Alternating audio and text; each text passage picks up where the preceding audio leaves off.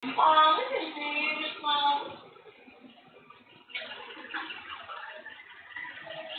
Master, hindi naman pantay. Mukha ka talagang master. Ang master? Pinagpatipan yung anak.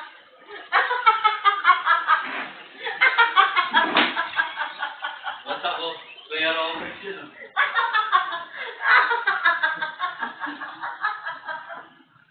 Ganda eh. Pinagpatipan yung anak.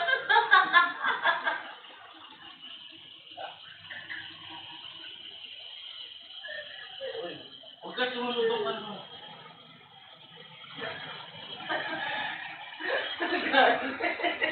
Bawal ka rin. Sabi niya kanina. Sabi niya kanina.